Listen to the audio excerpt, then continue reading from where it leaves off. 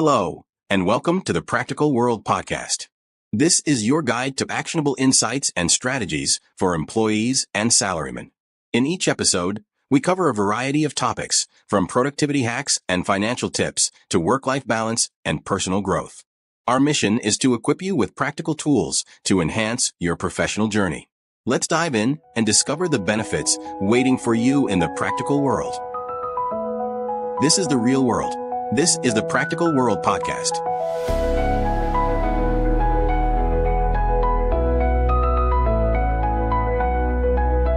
Okay. Have you ever been in one of those meetings, you know what I'm talking about, where everyone's going on and on about collaboration? Yeah. It's a buzzword. It is. But what does it even mean? Yeah. So today, we are diving deep into a framework. And this one's called collaborative impact. Yeah. Love this one. And it takes the whole outward mindset idea, which theoretically sounds great. Sounds amazing. But then you try to actually do it. Exactly. And this framework helps us actually apply it and get real results, measurable ones. That's the key. So if you've got a big team project coming up. Oh, yeah. Or you're trying to get like 5 different departments to work together. Good luck. Right. Or maybe you're just tired of all the talk and no action. This deep dive is for you. Seriously, if you're frustrated with how collaboration actually works or doesn't work, stick with us. Okay, so quick recap. Outward mindset. Yeah. Focusing on others' needs and goals. Good in theory, but it kind of falls apart in real life sometimes. What is that? Well, this framework, it calls out 3 main roadblocks: psychological resistance, scalability, and measurability. Okay, that first one, psychological resistance. Break that down for me. It's basically admitting that we're all human. Right. We come with baggage. Exactly. Like maybe you've got fear, mistrust, or maybe a past project went totally south and you got burned. Right. So all that emotional stuff makes it hard to really put others first, even if, intellectually it's the right thing to do. Makes total sense. And then scalability. Getting a small team on board, maybe, but a whole organization. Especially when you've got different departments, different goals, maybe some competition going on. Yeah. Been there. So the framework acknowledges that tension straight up, like individual goals versus company goals, and it actually offers solutions for that. Which brings us to that third sticking point. Yeah. Measurability. Like, how do you even know if you're doing collaboration right? Right. It's got to be more than just like, good feeling. Warm fuzzies aren't going to cut it. Nope. You need a way to track if it's actually working, if it's worth the time and energy. Okay, so this is where collaborative impact gets interesting. It's got this 3-layered approach, specifically to deal with those limitations. 3 layers. I love a good layered approach. Layered cake, layered collaboration. What's not to love? So walk me through them. First up, the individual layer, all about self-awareness. Ooh, getting deep right off the bat. Got to start with yourself, right? They even suggest a personal reflection journal in the source material. Journaling. That takes me back to middle school. But hey, it works. One prompt is, did my actions today actually help my team, or did they make things harder? Really makes you think. Powerful stuff.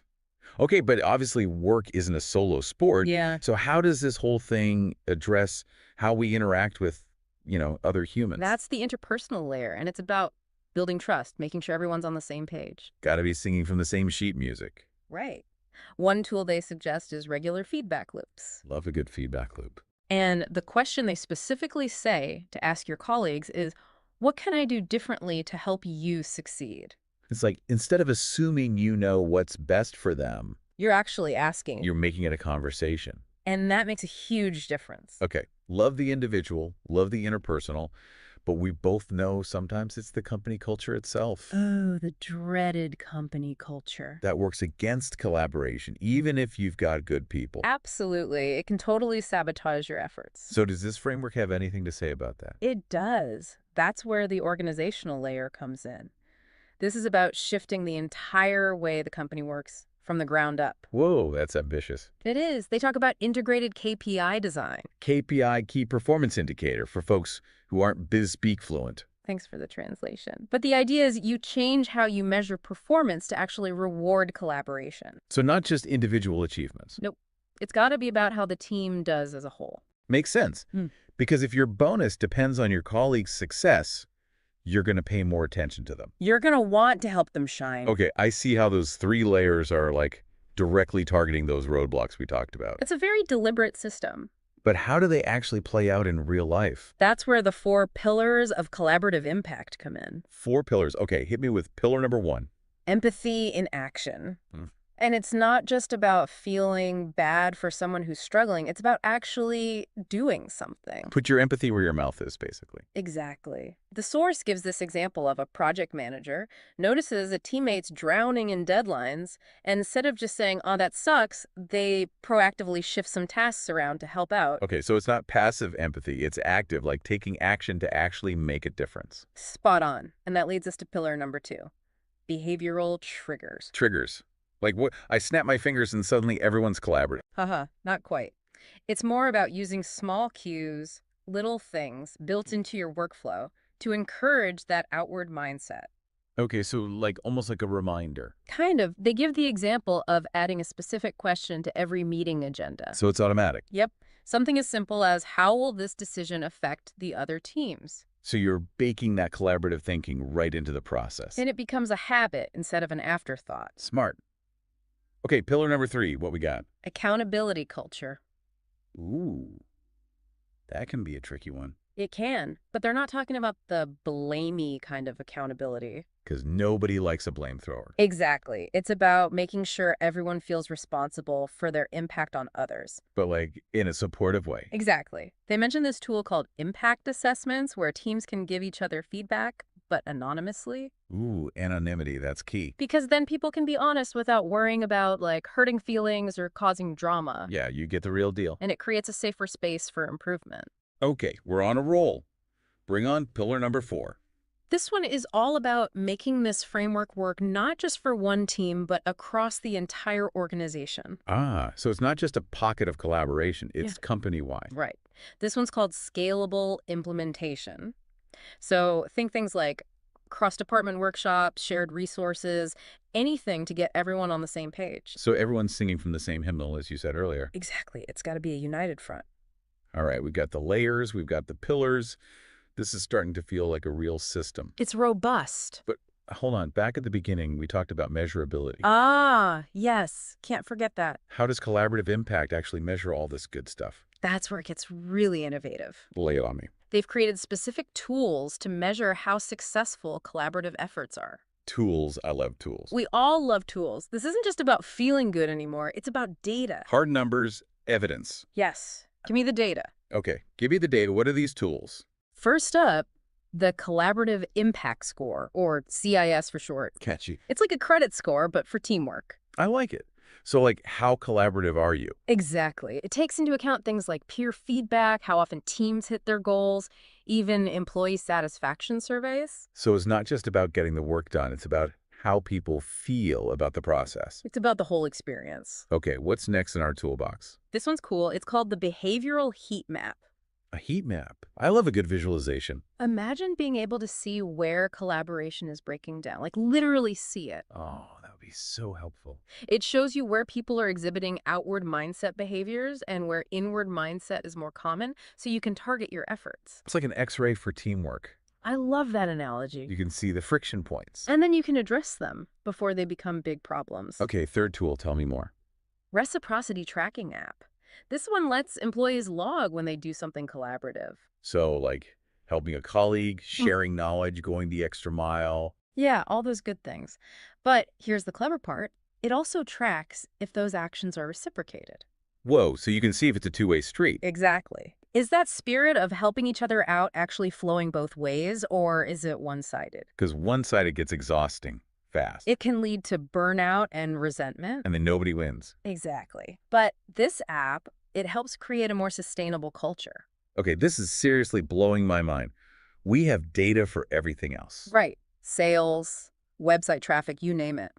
But to have data for something as human as collaboration? It's a game changer. Okay, what else does this framework have in store for us? Well, it wouldn't be complete if it didn't address the emotional side of things. Oh, absolutely. You can have the best systems, the best tools, but if we're ignoring emotions, forget about it. It's like trying to build a house without a foundation. It'll crumble. And that's where the concept of emotional pivot points comes in. Ooh, emotional pivot points. I like the sound of that. These are the emotional roadblocks, things like stress, mistrust, fear of failure. The stuff that keeps us up at night. Exactly. And these things can sabotage even the best intentions. Totally. Like, I might want to collaborate, but if I'm stressed out of my mind or I don't trust the person I'm working with, It's not going to happen. it's going to be a disaster. And the framework acknowledges that. And it gives you tools to actually deal with those emotions. Okay, now we're talking. Tell me about these tools. One of them is called emotion check-ins. So, like, checking in with your emotions. Basically. It's a structured way for teams to talk about those elephants in the room, the stuff people are usually too afraid to bring up. Oh, I've been in so many meetings where there's all this unspoken tension. And it just festers. And then it explodes. Exactly. But these emotion check-ins, they create a safe space to address those issues head-on. Okay, love it. What's the other tool? This one is called narrative reframing workshops. Reframing. Interesting. So it's about helping people change their perspective on negative experiences at work. So instead of seeing them as, like, personal attacks or failures, You learn to see them as opportunities for collaboration and growth. that's a powerful shift. It is. It's like taking those "this always happens to me" stories and turning them into how can we work together to solve these opportunities. I love that. This framework, it's not just about changing how we think. It's about changing how we feel. It's holistic. Okay, I am seriously impressed. It's systems, it's tools, it's addressing the emotional side of things. It's the whole package. And to really bring it home, the source gives a great example of how this played out in the real world. You mean that financial services firm, right? Yeah. The one with the classic battle between sales and operations. That's the one. Sales thinks operations is a bottleneck. Operations thinks sales is making promises they can't keep. Oh, I've seen that movie. It's a classic for a reason. So how did this framework help them? They applied each layer, starting with the individual. Both departments had to do some soul searching, figure out their own assumptions about each other. Ooh, that's got to be uncomfortable. Probably. That's Like looking in the mirror. Right. Then they did those feedback loops we talked about at the interpersonal level. They started having regular check-ins where they'd specifically ask each other, what do you need from US to succeed? instead of just assuming They actually had to talk to each other. and listen. It forced them to see beyond their own departments. Okay, that's huge EE. Right. It's a simple shift, but it makes a big difference. And then, to really seal the deal, leadership stepped in at the organizational level. Leadership's got to be on board for this to work. They actually changed the KPIs to reward cross-departmental collaboration. So it's like, if you want to get your bonus, you better be helping the other team out. Exactly. You're incentivizing the behavior you want. Okay, so bottom line, what happened? Within just 3 months, both teams said communication was way better, client issues were getting resolved faster. That's great and all, but what about the data? That's the best part. Those behavioral heat maps we talked about, they showed a 40% reduction in conflict-driven delays. Whoa. So they actually have proof that this framework is making a real difference. It's not just warm, fuzzy feelings anymore. It's tangible results. And that's what makes this framework so powerful. It's not just about mindset. It's about creating real, measurable change. This deep dive has been a revelation. It's so easy to get caught up in the idea that collaboration is just this, like, soft, intangible thing. Right. Like you can't really grasp it. But this framework shows us that it can be learned, practiced, measured, and ultimately optimized for success. And it all starts with understanding those layers, the pillars, the tools. Okay, we've covered a lot of ground here. We have. But before we move on, I'd love to hear your take on. I'm ready. Hit me with it. It's funny. The thing that really sticks with me from this whole thing is those emotional pivot points. Yeah. They're so easy to overlook, like all the emotional stuff that can just completely derail a project. It's like you've got all the best equipment, the best plan, But then someone gets stressed out or there's some unspoken resentment brewing. and boom, the whole thing blows up. Exactly. And that's why those tools like the emotion check-ins and the narrative reframing workshops, they're so important. They give you a structured way to actually deal with those emotions instead of just pretending they don't exist. Speaking of, I'm really interested in this whole accountability culture thing. Oh, yeah. But I think a lot of people, when they hear accountability, they immediately think of, like, blame. Oh, for sure. Like someone's going to get in trouble. And that's not what we're talking about here, right? Definitely not. This framework, it's about accountability in a different way. Okay, how's that? It's more about ownership and support, not about fear. So, like, encouraging people to take responsibility for how their actions affect others. Yeah, but in a way that feels safe, you know? Like, you're not going to get punished for making a mistake. Right. It's about learning and growing together. And that anonymous impact assessment tool, I think that's a brilliant way to do that. Totally. You can get honest feedback without all the drama. Okay, but let's say you're listening to all of this, and you're like, okay, this all sounds great, but where do I even start? That's the beauty of it. You can start small. Small steps. Exactly. Maybe just try incorporating one of those behavioral triggers we talked about. Oh, yeah, like adding that question to the meeting agenda about how the decision will affect other teams. Exactly. It's such a small tweak, but it can have a big impact on how people think. And once you've got that going, maybe you try a quick emotion check-in at the start of your meetings. Just asking everyone to share one word that describes how they're feeling, that can be really powerful. It's like creating a space for vulnerability right from the beginning. And that can make a huge difference in how the rest of the meeting goes. Okay, I like these small steps.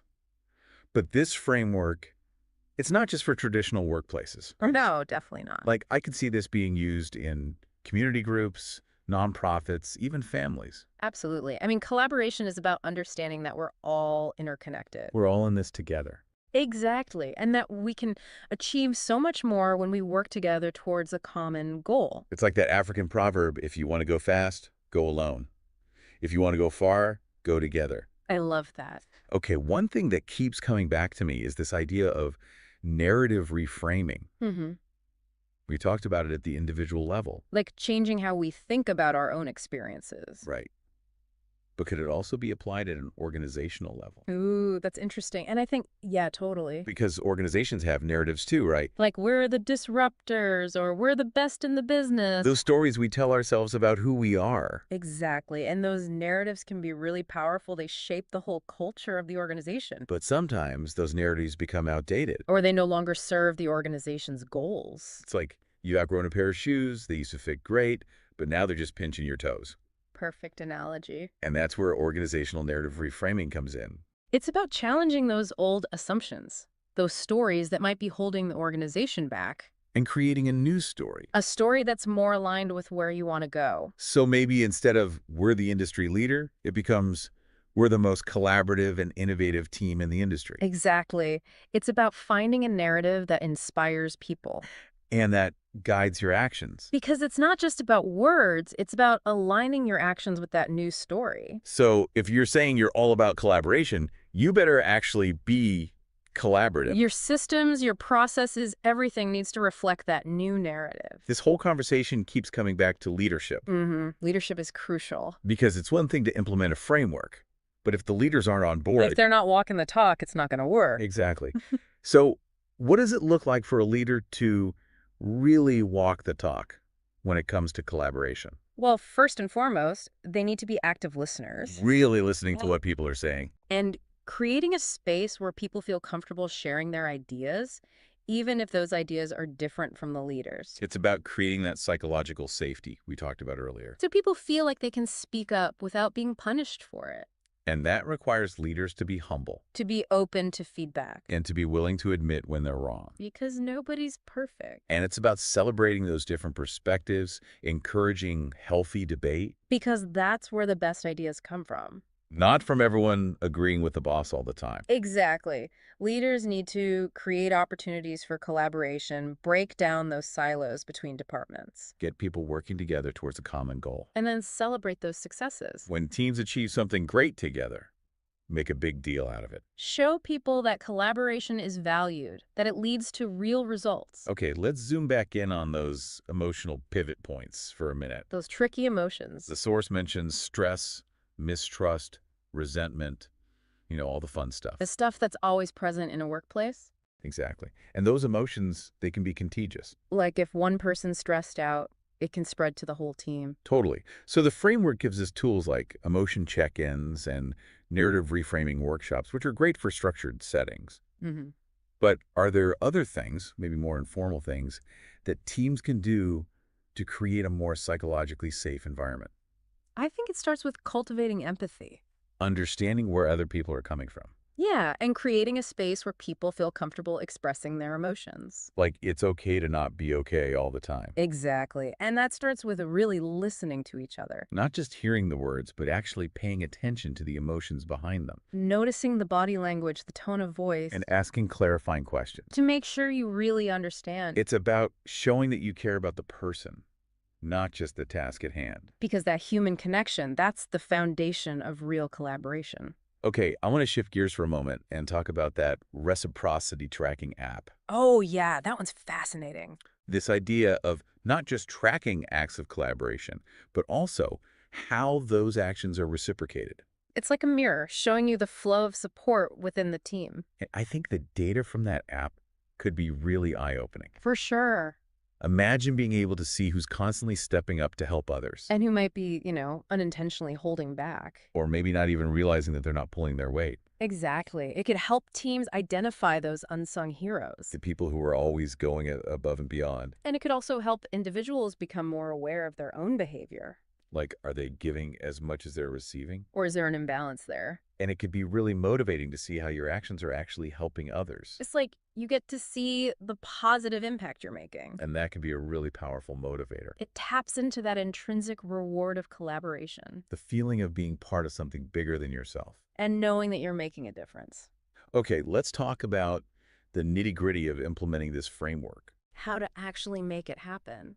Because it's one thing to understand the concepts, it's another thing to actually put them into practice. So, where do you begin? What's step one? I think the first step is to build a shared understanding within your team. So don't just spring this on people. No, definitely not. Have a conversation, maybe host a workshop, share some resources. Get everyone on the same page. Make sure everyone understands the principles. And how they might apply to your specific situation. Because every team is different. And don't try to do everything at once. Start small. Pick one or two things that resonate with you. Maybe those emotion check-ins or that question about the impact on other teams. And just try them out, see how they work for your team. And remember, it's a journey, not a destination. There will be bumps along the way. There will be times when you're like, is this even worth it? But that's where strong leadership comes in. To keep the vision alive. To support the team through those challenges. And to celebrate the wins. Because even small wins can be really motivating. You know, it's funny. We talk about scaling a lot in the tech world. Scaling up your business, your product. But this idea of scalable implementation for a collaboration framework. It's like scaling human connection. I love that. Because if you want to create a truly collaborative culture, it can't just be a top-down thing. It needs to be embedded in the DNA of the organization. At every level. And that's about empowering individuals and teams. Giving them the tools and the space to collaborate. Okay, we've talked a lot about the theory, the principles. Or why. But I'd love to hear some real-world examples, organizations that have actually implemented this and seen results. Well, that financial services firm we talked about earlier. The sales and operations saga. They're a great example. They saw real improvements in communication, faster resolution of issues, and they had the data to prove it. That 40% reduction in conflict-driven delays, that's huge. It shows that this framework can really make a difference. I've also heard of tech startups using this framework. Yeah, I've heard that too.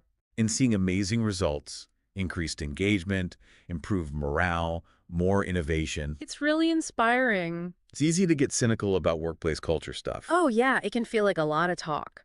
But hearing these real-world success stories, it gives me hope. Me too.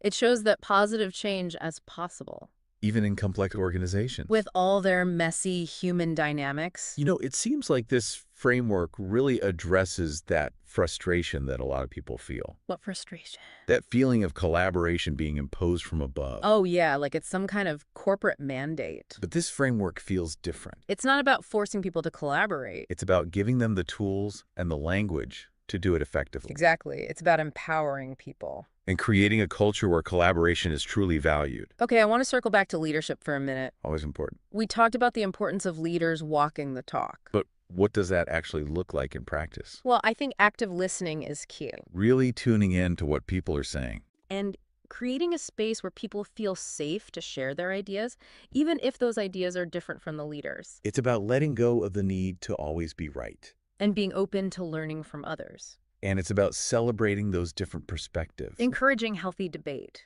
because that's how you get the best ideas. Exactly. Leaders need to create opportunities for collaboration, break down those silos between departments, Get people working together towards a common goal. and then celebrate those successes. When teams achieve something great together, make a big deal out of it. Show people that collaboration is valued, that it leads to real results. Okay, let's zoom back in on those emotional pivot points for a minute. Those tricky emotions. The source mentions stress, mistrust, resentment, all the fun stuff. The stuff that's always present in a workplace. Exactly. And those emotions, they can be contagious. Like, if one person's stressed out, it can spread to the whole team. Totally. So the framework gives us tools like emotion check-ins and narrative reframing workshops, which are great for structured settings. But are there other things, maybe more informal things, that teams can do to create a more psychologically safe environment? I think it starts with cultivating empathy. Understanding where other people are coming from. Yeah, and creating a space where people feel comfortable expressing their emotions. Like, it's okay to not be okay all the time. Exactly. And that starts with really listening to each other. Not just hearing the words, but actually paying attention to the emotions behind them. Noticing the body language, the tone of voice. And asking clarifying questions. To make sure you really understand. It's about showing that you care about the person, not just the task at hand. Because that human connection, that's the foundation of real collaboration. Okay, I want to shift gears for a moment and talk about that reciprocity tracking app. Oh yeah, that one's fascinating. This idea of not just tracking acts of collaboration, but also how those actions are reciprocated. It's like a mirror showing you the flow of support within the team. And I think the data from that app could be really eye-opening. For sure. Imagine being able to see who's constantly stepping up to help others. And who might be, unintentionally holding back. Or maybe not even realizing that they're not pulling their weight. Exactly. It could help teams identify those unsung heroes. The people who are always going above and beyond. And it could also help individuals become more aware of their own behavior. Like, are they giving as much as they're receiving? Or is there an imbalance there? And it could be really motivating to see how your actions are actually helping others. It's like you get to see the positive impact you're making. And that can be a really powerful motivator. It taps into that intrinsic reward of collaboration. The feeling of being part of something bigger than yourself.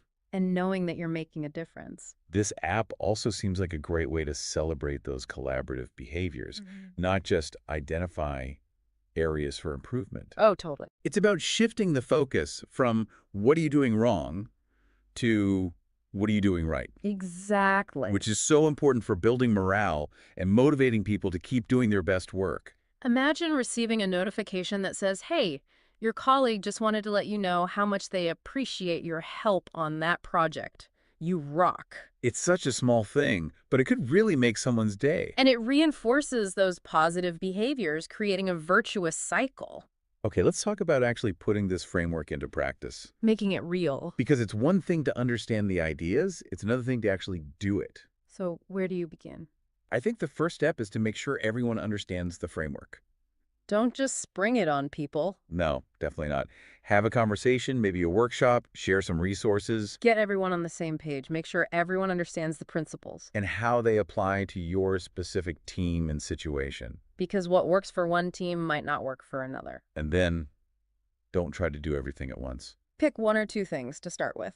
Maybe those emotion check-ins or the question about impact on other teams. And just experiment. See how they work for you. It's about finding what works for your team. Exactly. And remember, it's a process. It takes time. There will be setbacks. There will be times when you question if it's all worth it. But that's where strong leadership is so important. To keep the vision alive, to support the team through those challenges.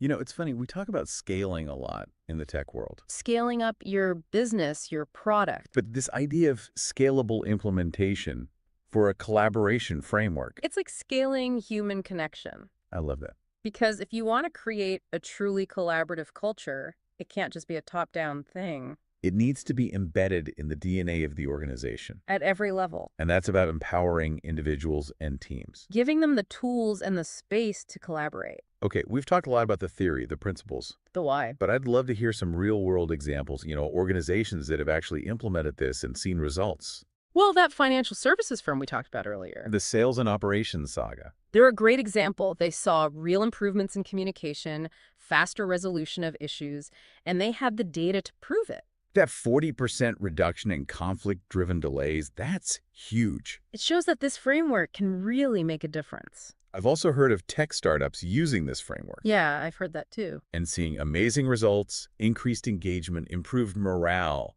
more innovation. It's really inspiring. It's easy to get cynical about workplace culture stuff. Oh yeah, it can feel like a lot of talk. But hearing these real-world success stories, it gives me hope. Me too. It shows that positive change is possible. Even in complex organizations. With all their messy human dynamics. I know, it seems like this framework really addresses that frustration that a lot of people feel. What frustration? That feeling of collaboration being imposed from above. Oh yeah, like it's some kind of corporate mandate. But this framework feels different. It's not about forcing people to collaborate. It's about giving them the tools and the language to do it effectively. Exactly. It's about empowering people. And creating a culture where collaboration is truly valued. Okay, I want to circle back to leadership for a minute. Always important. We talked about the importance of leaders walking the talk. But what does that actually look like in practice? Well, I think active listening is key. Really tuning into what people are saying. And creating a space where people feel safe to share their ideas, even if those ideas are different from the leaders. It's about letting go of the need to always be right. And being open to learning from others. And it's about celebrating those different perspectives. Encouraging healthy debate. Because that's how you get the best ideas. Exactly. Leaders need to create opportunities for collaboration, break down those silos between departments. Get people working together towards a common goal. And then celebrate those successes. When teams achieve something great together, make a big deal out of it. Show people that collaboration is valued, that it leads to real results. Okay, we've talked about all the amazing benefits of collaboration. It's a powerful thing. But to be fair, we should acknowledge that it's not always easy. Oh, for sure. There could be challenges, potential downsides. Absolutely. So let's talk about those for a minute. What are some of the potential pitfalls of collaboration? Well, one of the biggest ones is conflict. Oh, yeah. When you bring people with different perspectives together, there's bound to be some friction. It's inevitable. It's like that saying, if two people always agree, one of them is unnecessary. Exactly. But the key is to manage that conflict effectively. So it doesn't turn into, like, a toxic environment. Right. You want those disagreements to lead to better solutions, not to resentment and dysfunction. So how do you do that? How do you make sure conflict is productive? It takes skill. And it takes a supportive culture. So people feel safe to disagree. And where conflict is seen as an opportunity for growth. Not as the threat. Exactly. Another potential pitfall is that collaboration can become a real time suck. Oh, tell me about it. Meetings upon meetings, endless email chains. Death by meeting. It can be so unproductive. It can. So how do you avoid that? I think it's about being really intentional with your time. Setting clear goals and deadlines. And using those time management tools. Agendas, facilitators, parking lots for off-topic discussions. All that good stuff. Another challenge I've seen is that some people tend to dominate the conversation. Oh, yeah. While others get sidelined. So like the squeaky wheel gets the grease. But in a collaborative setting, you want all the wheels to be well-oiled. Exactly. So leaders need to be aware of those power dynamics. And make sure everyone feels safe to contribute. No matter their seniority or personality type. It's about creating a level playing field. Where everyone's voice is heard and valued. You know, this whole framework, it really challenges that myth of the lone genius. Oh, the lone genius, working in isolation. Coming up with brilliant ideas all by themselves. But that's rarely how it works in the real world. Think about some of the greatest innovations. They almost always came from teams of people. People with different perspectives, different skills, working together. And I think that's a really empowering message. It means that anyone can contribute to something amazing. When they're part of a collaborative team. It's not about individual brilliance, it's about collective genius. I love that. Collective genius. Okay, I want to go back to that idea of organizational narrative reframing for a moment. That's a powerful one. It's such a cool concept, but I think a lot of people might struggle with how to actually do it. Yeah, it can feel kind of abstract. So where do you even begin? I think the first step is awareness. Becoming aware of those unspoken assumptions and beliefs. Yeah, those stories we tell ourselves about who we are. And asking, are those stories still serving us? Or are they holding us back? And this isn't just a job for the leadership team. Definitely not. It needs to involve the whole organization. Get input from people at all levels, from different departments. So the new narrative feels authentic. Like it truly reflects the organization. And once you've identified those limiting beliefs, Those old stories that aren't working anymore. you can start to craft a new narrative. A story that's more aligned with your goals, your values. And it's not just about the words. No, it's about aligning your actions with that new story. If your new narrative is all about collaboration, Then you better create systems and processes that support collaboration. you better reward those collaborative behaviors. Make it clear that collaboration is a core value. Okay, this whole deep dive has been amazing. It's a lot to take in. But I want to bring it back to those 3 big reasons why outward mindset efforts often fail. Psychological resistance, scalability, measurability. Right. So let's talk about how this framework helps us overcome those challenges. Let's do it. First up, psychological resistance, all that fear, mistrust, self-interest. The human stuff. How does this framework help us deal with that? I think it starts with self-awareness. Understanding your own baggage. Yeah, the framework gives us tools like the personal reflection journal and emotion check-ins. To help us become more aware of our own emotions. And how those emotions might be affecting our interactions with others. So it's about creating a space for emotional literacy. Which can be so powerful. And it's about building trust. Being transparent, being vulnerable. Communicating clearly. So people feel safe to collaborate authentically. Okay, so the framework helps us address those internal barriers to collaboration. Yeah, stuff going on inside our own heads.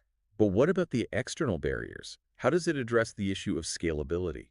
It's about taking a multi-layered approach. Individual, interpersonal, organizational. You've got to address all 3 levels. So it's not just about changing individual mindsets. It's about aligning systems, structures, incentives. So collaboration is supported at every level of the organization. Exactly. And the framework gives us specific tools for doing that. Like integrated KPI design. Where you actually change how performance is measured. To reward collaborative behaviors. So you're not just hoping people will be collaborative.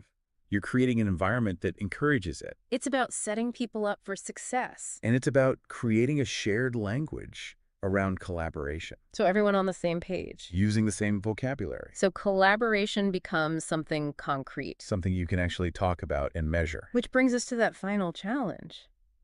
Measurability. How do you know if your collaborative efforts are actually working? That's where those awesome tools come in. The Collaborative Impact Score, the Behavioral Heat Map, the Reciprocity Tracking app. They give you data. Hard numbers. So you can actually see the impact of your efforts. And you can use that data to identify areas for improvement. And to demonstrate the value of collaboration to anyone who's still skeptical. This framework, it really bridges the gap between good intentions and real results. It makes collaboration tangible. Okay, we've covered a lot in this section. You have. But before we move on, I'd love to hear your thoughts on. It really is amazing how much ground we've covered, huh? We've really gone deep. Layers, pillars, tools, even the potential downsides. We've talked about it all. You really have. But now I want to bring it back to you, dear listener. Yes. Time to apply all this good stuff. Think about your own work environment, your team, your projects. Imagine you could wave a magic wand and make one change to make it more collaborative. Just one thing. What would it be? Ooh, that's a good question. Maybe it's adding one of those behavioral triggers to your meeting agendas. Oh, yeah. Or maybe starting those emotion check-ins. It could be something super simple, even. Like making an effort to just acknowledge your colleagues' contributions more often. Just saying, hey, great job on that, can make a big difference. It can. And it doesn't have to be some huge company-wide initiative. Nope. It can start with you, right now. Small steps. Little changes that, over time, can have a ripple effect. Exactly. It's like planting a seed. You nurture it, you give it time. And eventually, it grows into something amazing. And remember, this whole collaboration thing, it's a journey. Not a destination. There will be bumps in the road. There will be times when you want to give up. But the important thing is to keep moving forward. Keep learning. Keep adapting. And celebrate those wins along the way. The big wins and the small wins. Because collaboration, it's not just a nice to have. It's essential. It's the key to unlocking innovation, solving complex problems. And creating a more fulfilling work experience for everyone. It's about tapping into that collective genius. That power that comes from working together. And achieving something truly amazing. Something you could never do alone. Well, that's it for our deep dive into the Collaborative Impact Framework. We covered a lot. We did. We hope you found it insightful, inspiring. And maybe even a little bit challenging. In a good way, of course. Of course. And we hope you'll join us next time. For another deep dive into the world of ideas. That can help us all work better, live better, and be better together. Till then, keep collaborating.